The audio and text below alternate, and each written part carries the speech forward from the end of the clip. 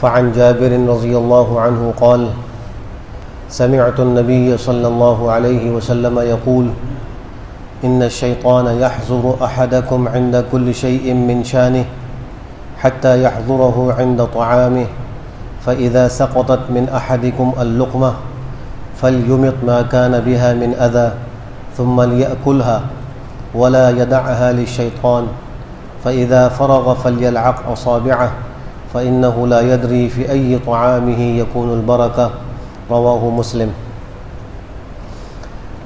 حضرت جابر رضی اللہ تعالی عنہ سے روایت ہے کہ میں نے رسول اللہ صلی اللہ علیہ وآلہ وسلم کو یہ فرماتے ہوئے خود سنا کہ تمہارے ہر کام کے وقت یہاں تک کہ کھانے کے وقت بھی شیطان تم میں سے ہر ایک کے ساتھ رہتا ہے، لہٰذا جب کھانا کھاتے وقت کسی کے ہاتھ سے لقمہ گر جائے تو اسے چاہیے کہ اس کو صاف کر کے کھا لے اور شیطان کے لیے چھوڑ نہ دے، پھر جب کھانے سے فارغ ہو تو اپنی انگلیوں کو بھی چاٹ لے، کیونکہ وہ نہیں جانتا کہ کھانے کے کس جز میں خاص برکت ہے۔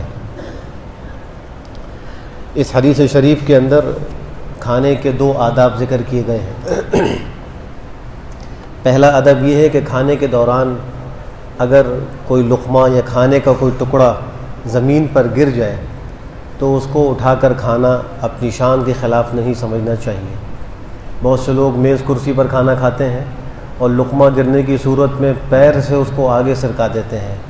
یہ سخت اللہ کی نعمت کی ناشکری ہے، بے قدری ہے، نعمت سے محرومی کے مترادف ہے۔ اس لقمے کو اٹھایا جائے اور اس پر جو مٹی یا ذرات یا گندگی لگ گئی اس کو صاف کیا جائے اور اس کو کھا لیا جائے۔ اگر ایسا نہیں کریں گے تو جو حصہ زمین پر گرا ہے حدیث شریف کی روح سے شیطان اپنا حصہ اس میں لگا لے گا اور اس کو لے کر چلا جائے گا اور انسان کو کھانے کی برکت حاصل نہیں ہوگی۔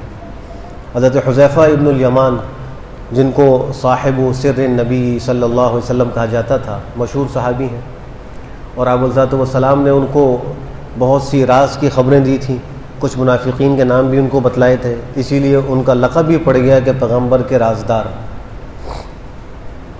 ایک دفعہ وہ رومیوں سے ملاقات کے لیے گئے اور کچھ مذاکرات تھے، تو کھانے کا بھی وقت آیا، وہ کھانے کے لیے بیٹھے تو ان کے ہاتھ سے ایک لقمہ چھوٹ کر نیچے گرا۔ انہوں نے اسلامی تعلیمات کے مطابق اس لقمے کو اٹھایا اور اس کو صاف کیا اور کھا لیا۔ تو ان کے ساتھ کے جو لوگ موجود تھے وہ کہنے لگے کہ یہ جو رومی لوگ ہیں یہ اس بات کو بہت معیوب سمجھتے ہیں، جیسے آج بھی بہت سے مسلمان اس کو بہت معیوب سمجھتے ہیں اور وہ سمجھتے ہیں کہ یہ تو بہت گری پڑی حرکت ہے کہ نیچے سے لقمہ اٹھا کر کھا رہے ہیں، حالانکہ یہ سنت طریقہ ہے۔ تو انہوں نے کہا کہ یہ بہت برا سمجھتے ہیں، اگر آپ ایسا نہ کرتے ان پہ ایک اچھا تاثر رہتا۔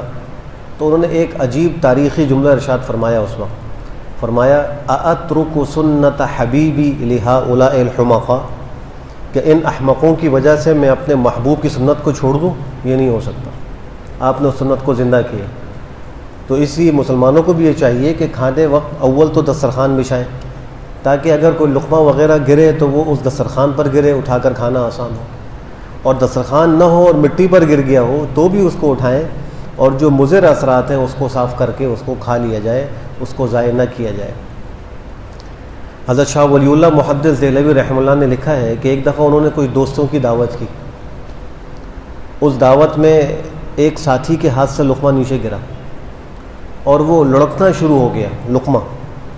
وہ ساتھی اس کے پیچھے بھاگے تو وہ اور آگے بھاگنے لگا، آخر میں جا کر ایک آدمی نے اس لقمے کو پکڑ لیا اور صاف کر کے کھا لیا۔ اس واقعے کے کچھ دنوں کے بعد اسی علاقے میں ایک شخص پر جنات کا اثر ہوا اور جنات نے اس کے اوپر قابو پا لیا۔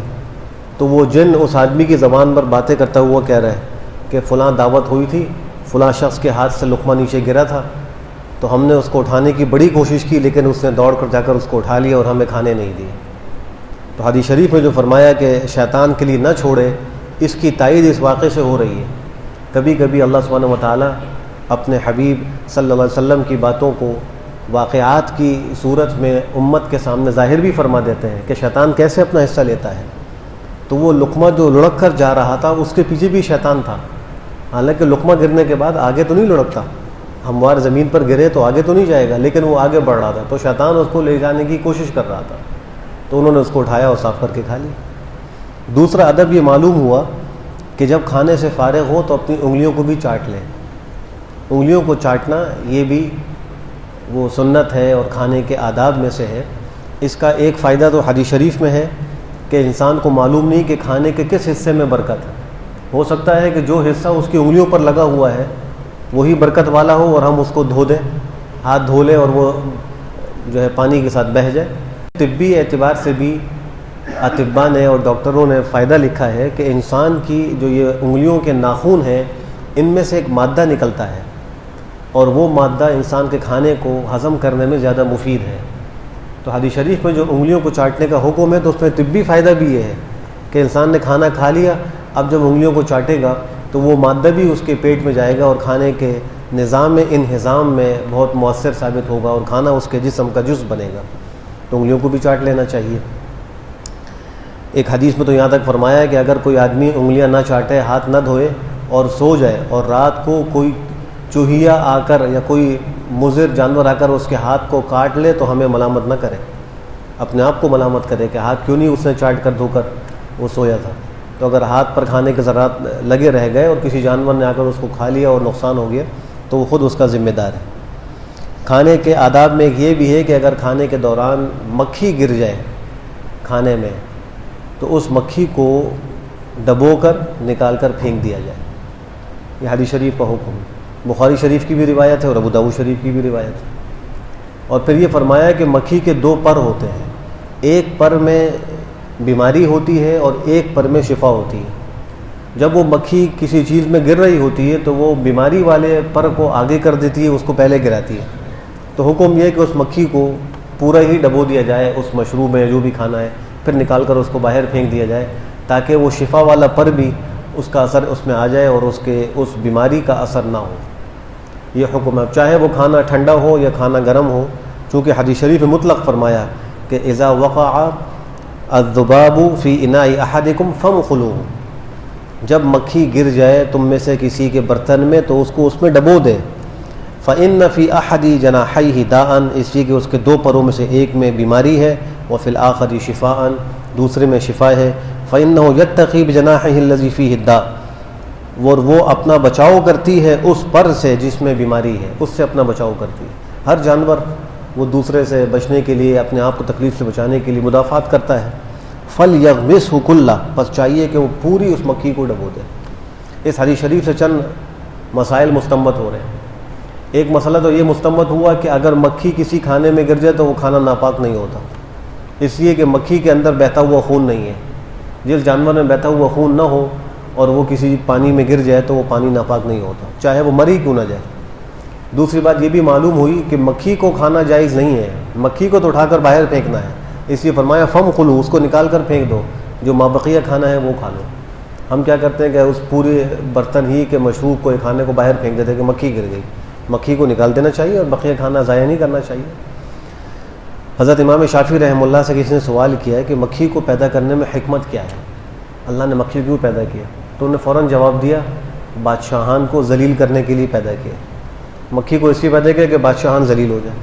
یہ واقعہ اور یہ بات حضرت حافظ ابن حجر عسقلانی رحمہ اللہ نے بخاری شریف کی شرح فتح الباری اس میں لکھا ہے، اسی حدیث کے ذیل میں لکھا ہے۔ تو بعد میں امام شافعی نے فرمایا کہ لوگوں نے جب مجھ سے سوال کیا کہ مکھی کے پیدا کرنے میں حکمت کیا ہے، تو میرے پاس اس کا کوئی جواب نہیں تھا، لیکن اس وقت جب مجھ سے سوال کیا گیا ایک مکھی مجھے بہت تنگ کر رہی تھی، تو میں نے اپنی اس خاص حالت سے استنباط کیا اور کہا کہ مکھی جو ہے یہ بادشاہوں کو تنگ کرنے کے لیے، اس کی پیدائش میں حکمت یہ ہے کہ اللہ اس سے بادشاہوں کو، بڑے لوگوں کو ذلیل کرتا ہے۔ ایک چھوٹی سی مکھی یہاں سے اڑ کے یہاں جاتی ہے، اچھا خاصا آدمی پوری مجلس میں بے چین ہو کر رہ جاتا ہے، تو اس میں اللہ کی حکمت ہے۔ اللہ سبحانہ و تعالی ہم سب کو کھانے کے آداب پر عمل کرنے کی توفیق نصیب فرمائے۔